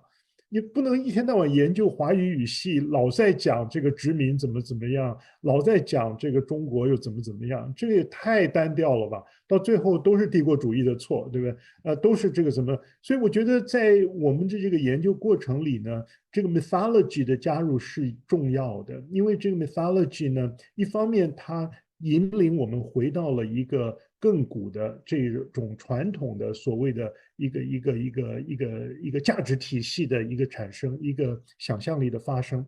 这个地方，其实我特别个人会建议，不妨大家重新去思考鲁迅在1907年科学史教篇里面对于什么是迷信迷信跟科学之间的一个重新的定义。在那个地方呢，其实也埋藏了我个人对神话的理解。当然 Roland Barthes 呢是我更直接的一个理论的资源。所以呢，我觉得在 Mesology 跟 mythology 这样一个很 playful 的一个 juxtaposition 里面呢，我们其实希望是开拓了这个我们对于华夷的一个世界的这样的一个丰富性的一个想象这个我相信是我在做这样的一个文章的时候的一个非常重要的信念。谢谢。好，谢谢王老师。我们剩下的时间大概还有4个问题，那我们就快速让现在还有的问题问掉，然后大概就结束了，因为时间的关系，大概我们还剩15分钟左右。那王老师 OK 吗？就是剩下可能有4题。好，那下一位按照顺序应该是秦雨熙同学或者老师。我现在解除一下静音。Please ask your question.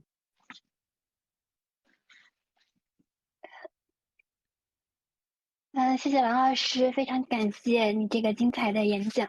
那您提到了 Mesology 风土学的这个概念，然后它就让我想起了 Human Geography 里面2个比较重要的概念，一个就是 place， 然后就是伊夫段还有 Tim Crosswell 提出的这种建立在一些感官还有一些情感连接上的 place， 还有locality， 我们在 global and local 这个 context 里面经常会提到的。所以呢，我在这里想请问王老师，就是您觉得您提出的这个风土研究这样子的一个视角，对于我们重新去思考可能在 Sinophone context 里面这些中国以外地区的，他们作为一个 place 或者作为一个 local 地方，有没有什么见解想听一下？谢谢王老师。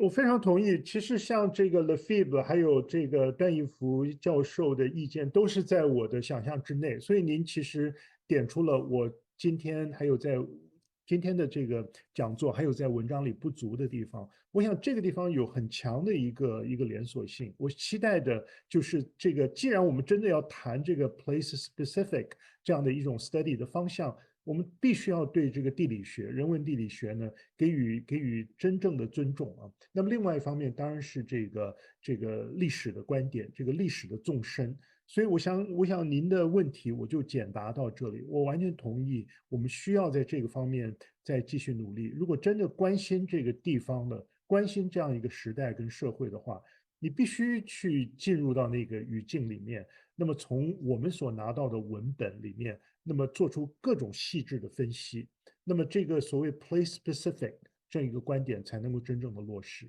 谢谢。好，谢谢。那下一位是于洋，大家就是因为接下去的同学可能不是我认识的，那大家可以自我介绍一下再提问题。Thank you, Professor Wang。谢谢您的讲座。然后，您为我们谈论这个 Mesology 这个神话学，然后感同身受，然后非常喜欢，因为现在咱们中国内地嘛，讲究 one belt one road， 不知道这么说合适不合适啊？一带一路。然后现在您又提到了南洋，包括新加坡 and 还有那个 Thailand， 还有泰国都属于南洋。然后我的老师们说，因为咱们研究这个风土学还有神话 Mesology， 因为有好多像那个老师在这个南洋地方发现有好多关公庙，因为在我们本地嘛，然后也有一个关公庙 near the capital of China， 在 Peking， 在北京附近，像我们这个 local or a small place 也有关公庙。然后我想问一下，随着这个“一带一路”的这个发展，或者是民族的融合，是不是这种那个像风土学这样的，咱们这个知识这个理解呀，是不是也会要更加的融合呀？就是更加的在一起，这么文化呀会更加融通呢？另外，Professor 王。然后现在我们这儿气候 is warm， 欢迎你到我们这个内地多走一走，因为我们这儿的人文地理也非常非常的多，因为好像这个文化底蕴也很多。然后谢谢您的讲座，谢谢。好，非常谢谢于洋先生。那么我相信在疫情之后有机会，当然会继续到这个中国大陆去访问。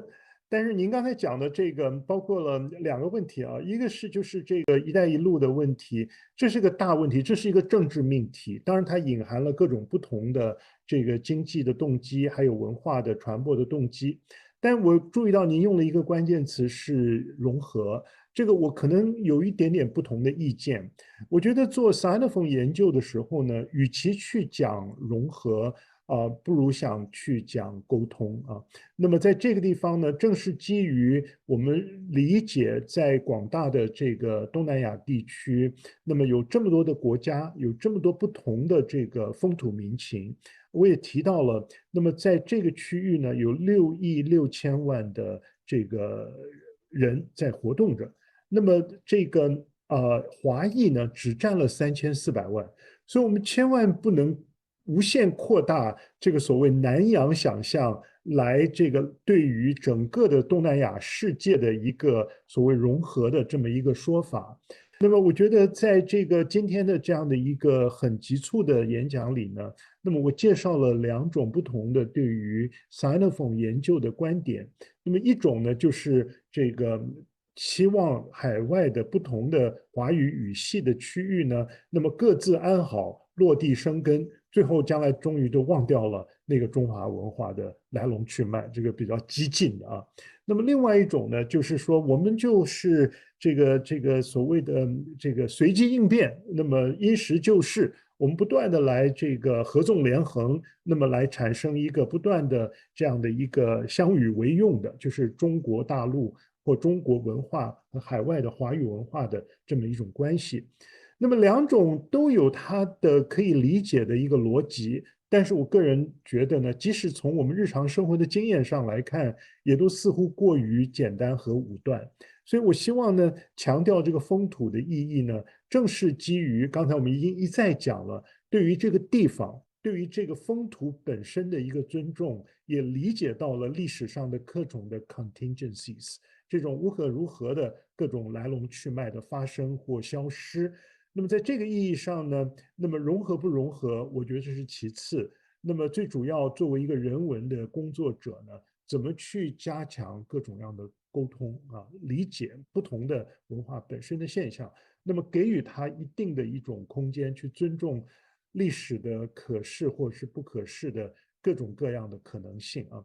那么尤其是在经过了过去3年的经验之后，我们真的理解人是很渺小的，是不是？面对着各种生态里的突变呢，那么这个 Sinophone 不 Sinophone， 好像在很多的时候也就没有那么样的惊天动地似的一个迫切性了啊。所以我用了一个特别谦虚的方式来回应您的观察啊。好，我就说到这里，谢谢。好，我们现在最后2个问题啊，还有一个是辽宁大学张天文。王德威老师好，非常荣幸。然后我就抓紧阐释我的感受和联想吧。就是我觉得在那个东南亚那个的华人文化当中，比如说在华人的流行文化当中，我觉得邓丽君她扮演着一个非常独特的文化交流的一个位置。然后包括她本人学习那个印度尼西亚语，包括她将那个《甜蜜蜜》，也就是印尼一个民谣，然后唱响那个华人地区。我觉得邓丽君她在那个将日本的一些音乐也好，就是说又将那个印尼的歌曲在华人世界这个散播的情况，我觉得她好像算是一个艺术。那么我觉得，比如说，那么今天年轻的一代的话，可能我们除了地理上，和血脉上，那个东南亚的华人的那种谱系也好，历史谱系里也好，但是我们从那个共同的情感和共同的文化接受上，比如说，像80后、85后、90后，年轻世代可能在接受日本动漫。这个文化那个形成的情感结构里，可能整个东南亚地区可能就更有一种共鸣感。比如说我记得朱天文在那个世纪末的华丽也对这个动漫人物哑语聊这种他所代表的后现代的一种个人英雄的那种那个符号象征，然后就是情有独钟。那我觉得日本动漫其实它的主要影响力在80后、90后我们这些新时代里面，就是说它形成的那种影响是最为深刻的。我觉得，那么年轻时代是否可以将日本那个它的流行文化里的一些面对的就是说元素和是我们形成一种华人的再次的共感的和联动的一种情感的再次创造呢？这个问然后还有题问的比如说，对不起，我们因为时间的关系，我就先截断您啊，因为好的您问了一个很复杂的问题啊。那么这个邓丽君的现象，当然我们刚才讲的华夷风也是很有趣的一种诠释的方法啊。那么其实呢，不只是邓丽君，我想如果我们对于这个东南亚的电影，还有这个整个的文化工业的这样的一个流传有所关注的话呢，你可以知道这是一个特别复杂、特别丰富的一个语境。那么包括了不同的各种样的地方戏曲，包括了香港的作为一个枢纽啊，那么输入还有输出各种各样的不同方言式的这样的一种文化表达，除了歌曲、戏剧、电影等等等等啊，所以这个曾经的确是一个非常非常具有我们想象中的一个所谓这个华夷风色彩的一个环境。但是您第二个问题就谈到了这个日本动漫作为这个华人之间同情共感的一个可能性，当然有这个可能性。那么这也是就是说，如果有这样的一个可能性，也许这个华语文化逐渐的式微。但是呢，您提出一个非常有趣的一个转折，就是经过了一个非华语或非华人所生产出来的一种新的一种文化界面，叫做动漫的东西呢，它反而又可以连接了那么一个华人社区的之间的关联。但是试问，这样的一个连接是不是也可以延伸到这个，比方在马来西亚，比方在印尼等等等等，那么别的种族民族说不定也有类似的一种同情共感的可能性。所以这个问题可能比您想象的还要再复杂一些。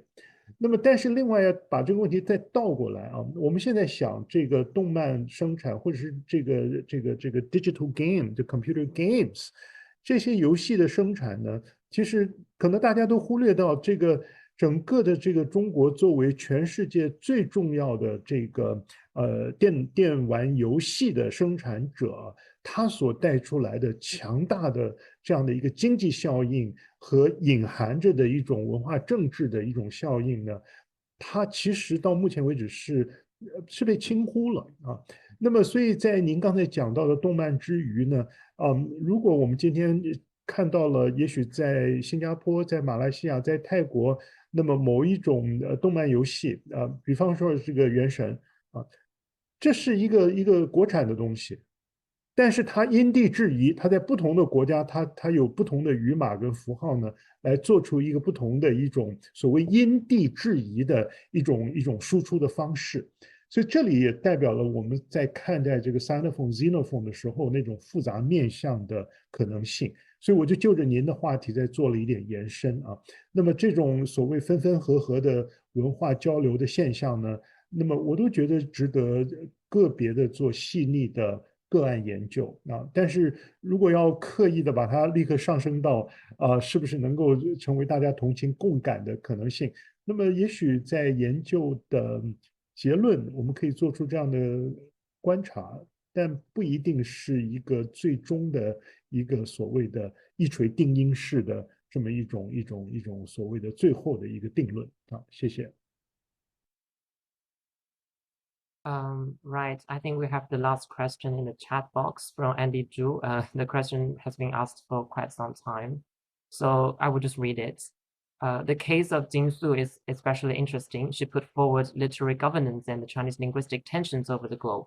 In her latest book, she also introduced how Chinese characters marched towards the global digital IT age. So isn't language itself part of Huayi Feng Tu? And isn't the Sinic literary governance part of interconnected mediums?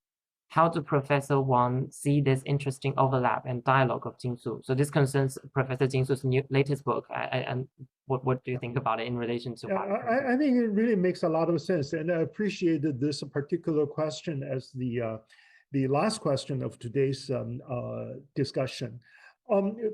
Please keep in mind that Professor Jingsu's first book about Sinophone studies is titled none other than The Sound and the Script of the Chinese societies. So in other words, she was already trying to push the boundary line of Sinophone studies from the purely linguistic base to yet another kind of a point which combines both linguistic and the textual representations. So here, I think the script part can be brought to bear upon her most recent work on the history of Chinese characters. So global digital IT age, I think that's wonderful observation. I think definitely here, the language, either in terms of the phonic expression or the script or the character-based expression, I think it's a part of the Huayi Feng Tu, because now we're now talking about a digital transformation and digital representation of that which being treated as something native and naturally sort of based. But here we are talking about yet another layer of interface. Here we are talking about the world of digitality. We're talking about technology. So indeed, that is part of our concern about the multiple dimensions of Sinophone-xenophone Mesology. So I think Jing-Chu's work definitely makes sense in my context in search of this new expressions of Mesology, either Sinophone or Xenophone. Thank you very much. Thank you very much, Professor Wang. That's a great answer, and it inspires me to perhaps try to invite Professor Jing-Chu to join this seminar series sometime in the future. So I think we have come to the end of this event, and I will thank Professor Wang again for accepting the invitation for delivering this talk today. It's almost 10 p.m. over there in Boston. So thank you so much for taking your time to share your insights with us. Our series will continue next month, and we will have Professor Elika Burma from Oxford University to share with us her insights about the Global South and African literature. So if you want to stay tuned, please follow us on Facebook, Transnational and Situated page, and follow our WeChat public account 在地跨文化。谢谢大家今天过来聆听，谢谢王老师今天的辛勤劳动的讲座。那我们下次再见。Take care. 拜拜，谢谢。拜拜。